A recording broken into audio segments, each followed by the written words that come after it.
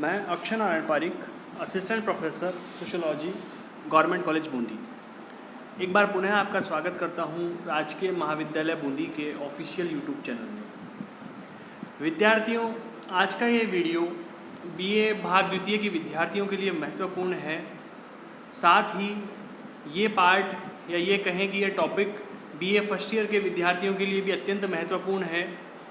जब basic concept हम sociology के पढ़ते हैं, मूलभूत अवधारणाएं पढ़ते हैं, तो उसके अंतर्गत हम संस्कृति पढ़ते हैं।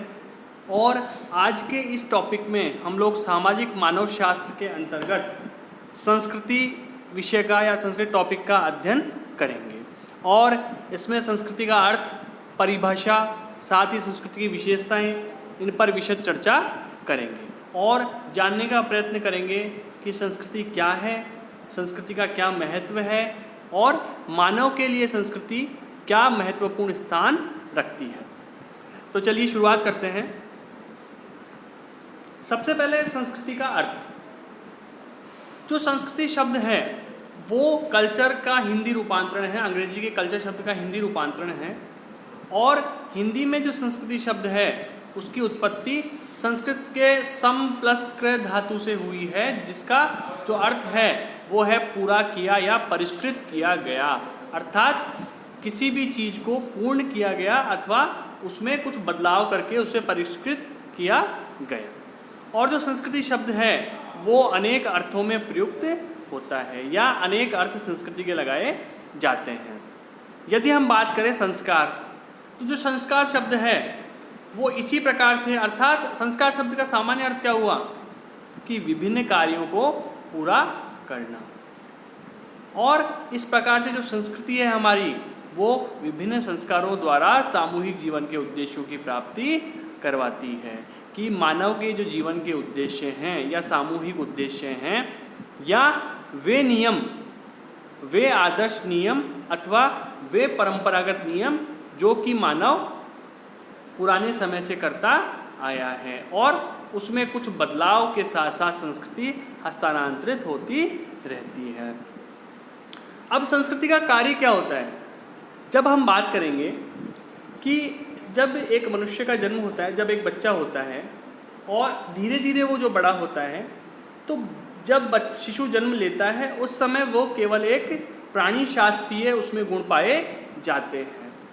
अर्थात केवल एक बायोलॉजिकल एक बच्चा होता है और जब वह समाज में रहता है उसका समाजीकरण होता है, उसका सोशलाइजेशन होता है और समाज के नियम, परंपराएं, आदर्श, सामाजिक मूल्य एवं सभी प्रकार की जो क्रियाएं समाज में रहकर वह सीखता है वो सभी संस्कृति के अंतर्गत आती है। अर्थात जब मानव धीरे धीरे प्राणी शास्त्रीय से सामाजिक बनता है तो वो समाजीकरण के द्वारा बनता है और वो क्या सीखता है?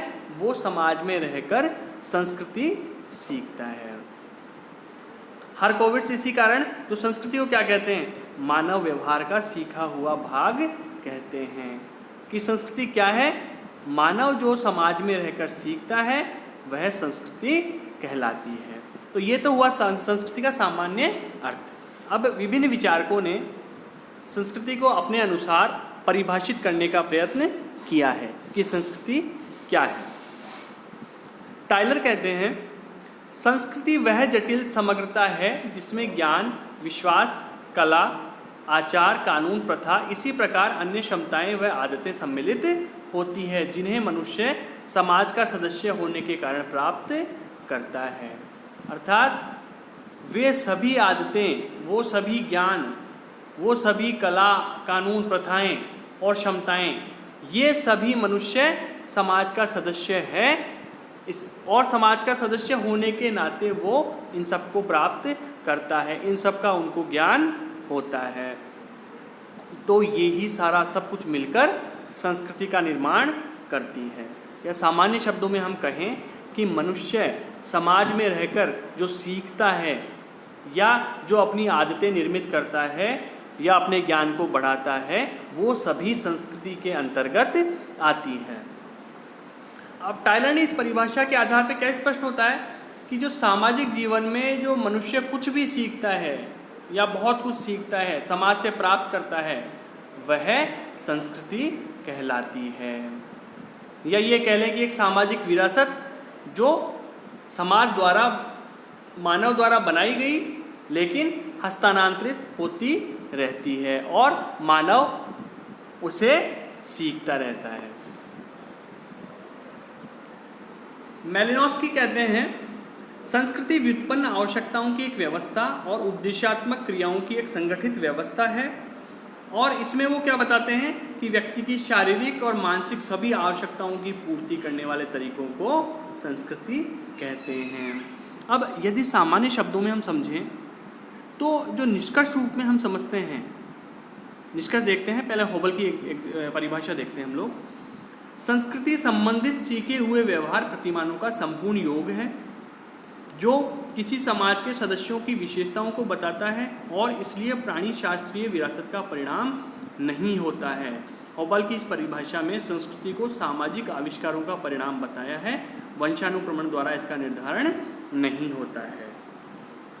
अब यदि सभी राइटर्स की, सभी विचारकों की, सभी मानव शास्त्रियों की हम परिभाषा देखें तो हम निष्कर्ष रूप में ये कह सकते हैं कि जो संस्कृति है वो वंशानुक्रमण द्वारा प्राप्त नहीं होती है, वो मानव के द्वारा सीखी जाती है।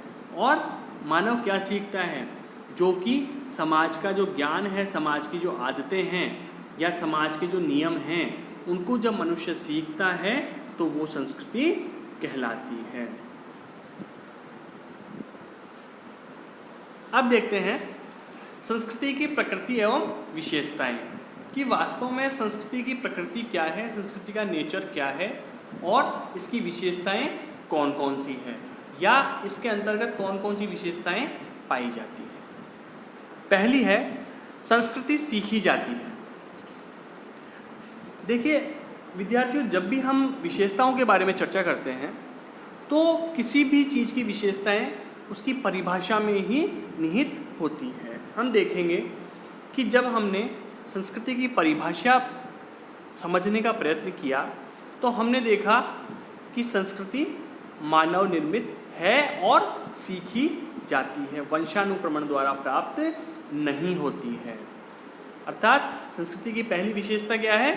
संस्कृति सीखी जाती है। अर्थात जब शिशु जन्म लेता है उसके पश्चात धीरे धीरे वो बड़ा होता है और उसका सोशलाइजेशन होता है और सामाजिक आदतों के अनुसार अपने आप को वो ढालता है, तो वह संस्कृति के धीरे धीरे संस्कृति को सीखता चला जाता है।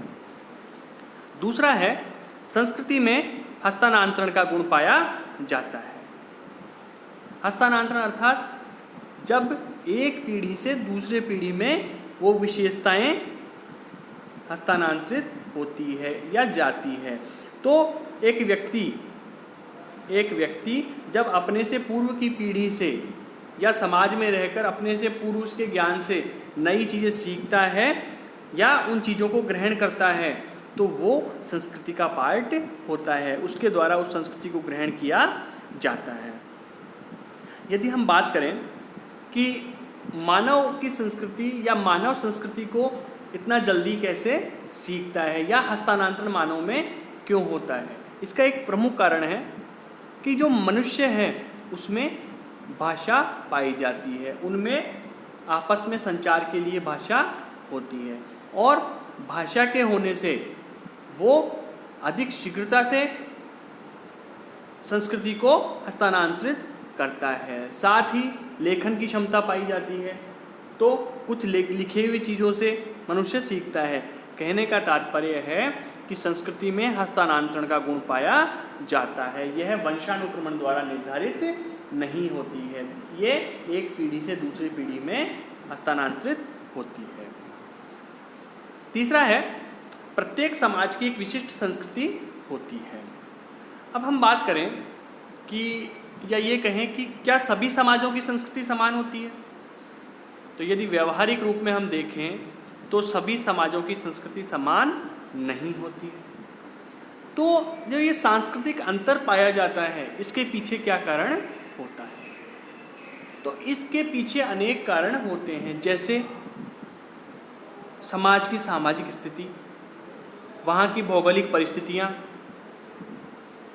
या वहाँ पाई जाने वाली अन्य आर्थिक स्थितियाँ, सभी मिलकर संस्कृति के निर्माण में योगदान देती है। और ये भिन्न भिन्न संस्कृतियों में या भिन्न भिन्न समाजों में भिन्न भिन्न प्रकार की संस्कृतियाँ पाई जाती है। यदि हम बात करें पाश्चात्य समाज की या पाश्चात्य देशों की बात करें, तो वहाँ जब भोजन किया जाता है तो डाइनिंग टेबल पे बैठ के, जूते मोजे पहन के, या ये कहें कि जिन चीज़ों को भारत में संस्कारों के रूप में या संस्कृति के रूप में देखा जाता है, नीचे बैठकर भोजन किया जाता है, उन्हें वो अपनी आदतों में नहीं रखते हैं। तो अलग अलग समाज में अलग अलग प्रकार की संस्कृति होती है और प्रत्येक समाज की अपनी एक विशिष्ट संस्कृति होती है। जैसे हम बात करें परिवार, विवाह, अन्य प्रथाएं या कानून, जनरीतियाँ, रूढ़ियाँ, यदि हम इन सभी की बात करें तो प्रत्येक समाज में इनकी स्थिति भी भिन्न भिन्न होती है। कहीं पारिवारिक व्यवस्था में संयुक्त परिवार हैं, कहीं देखेंगे तो एकल परिवार हैं। वहीं विवाह में यदि देखा जाए तो कहीं विवाह का स्वरूप अलग है, कहीं विवाह की आवश्यकता को ही महसूस नहीं किया जाता। तो कहने का तात्पर्य है प्रत्येक समाज की एक विशिष्ट संस्कृति होती है। अगला है संस्कृति मानव निर्मित है। जैसा कि हमने पहले भी पढ़ा, संस्कृति मानव के द्वारा निर्माण किया जाता है संस्कृति का। और क्यों किया जाता है? क्योंकि मानव के पास कुछ ऐसी चीज़ें हैं जिससे कि वो संस्कृति का निर्माण कर पाता है। जैसे सबसे पहले तो मानव का विकसित मस्तिष्क है, उसका जो दिमाग है, उसका जो मस्तिष्क है वो विकसित है, उसमें सोचने और समझने की क्षमता है, अन्य प्राणियों की तुलना में बहुत अधिक होती है। दूसरा, तीक्ष्ण दृष्टि होती है, जो देखने की जो क्षमता होती है वो, या चीज़ों का ऑब्जर्वेशन या अवलोकन करने की जो क्षमता होती है वो अधिक होती है। साथ ही सीधे खड़े होने की क्षमता होती है, हाथों और अंगूठे की ऐसी बनावट होती है कि वो अन्य प्राणियों की तुलना में अधिक कुशलता से कार्य कर पाता है। ये सभी चीज़ें मिलकर मानव को संस्कृति निर्माण में सहायता करती है। अगला है संस्कृति में सामाजिकता का गुण पाया जाता है।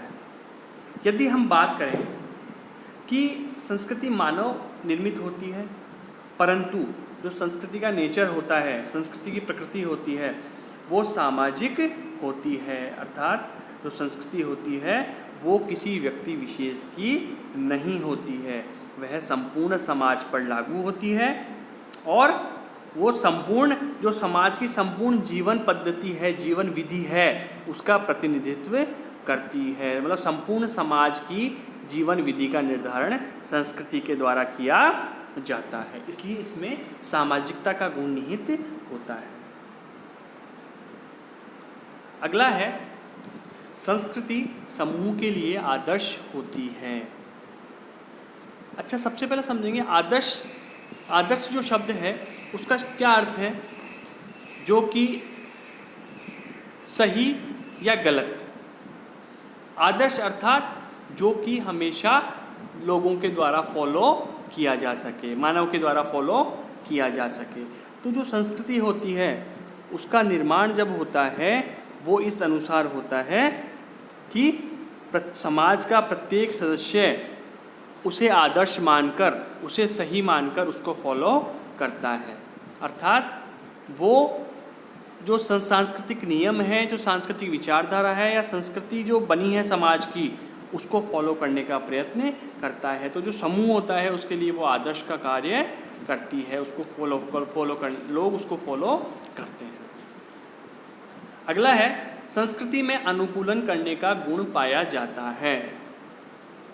अनुकूलन अर्थात परिस्थितियों के अकॉर्डिंग संस्कृति में परिवर्तन होते रहते हैं। अर्थात यदि सामान्य शब्दों में कहें तो जो संस्कृति है वो, उसकी जो नेचर होता है वो गतिशीलता लिए हुए होता है। अर्थात संस्कृति गतिशील होती है, स्थिर नहीं होती है। या ये कहें कि संस्कृति में परिवर्तन होता है परंतु थोड़ा धीमी गति से होता है। परंतु ऐसा नहीं कह सकते कि संस्कृति है उसका नेचर स्थिर है, अर्थात स्थिर नहीं होता है, संस्कृति गतिशीलता लिए हुए होती है। अगला है, संस्कृति में संतुलन एवं संगठन होता है। अब यदि हम गौर करें तो हम देखेंगे कि यदि संस्कृति में संतुलन और संगठन नहीं होता तो वो समूह के लिए आदर्श का कार्य नहीं करती, अर्थात वह समूह के लिए आदर्श नहीं होती। जब समाज के प्रत्येक सदस्य द्वारा उसे फॉलो किया जाता है, उसे आदर्श माना जाता है, इसीलिए संस्कृति में संतुलन और संगठन पाया जाता है, क्योंकि समाज के सभी सदस्य उसे फॉलो करते हैं, उसे मानते हैं और हस्तांतरित करते हैं, इसलिए संस्कृति में संतुलन एवं संगठन पाया जाता है। अगला है, संस्कृति मानव की आवश्यकताओं की पूर्ति करती है। अब यदि हम देखें तो मानव एक सामाजिक प्राणी है और वह समाज में रहता है। समाज में अनेक प्रकार की उसकी आवश्यकताएं होती हैं और वो आवश्यकताएं शारीरिक, मानसिक आदि अनेक आवश्यकताओं की पूर्ति उसे संस्कृति द्वारा करवाई जाती है, संस्कृति द्वारा उनकी पूर्ति की जाती है, क्योंकि मानव उसी अनुसार आचरण करता है जिस अनुसार संस्कृति द्वारा निर्धारित किया जाता है। तो आज के इस वीडियो में इतना ही, और ये इसलिए महत्वपूर्ण है क्योंकि इसमें से परीक्षा की दृष्टिकोण से अनेक प्रश्न पूछे जाते हैं, छोटे प्रश्नों में एवं बड़े प्रश्नों में। तो इसके अगले वीडियो में हम लोग संस्कृति के कुछ आगे के पक्षों के बारे में चर्चा करेंगे। धन्यवाद।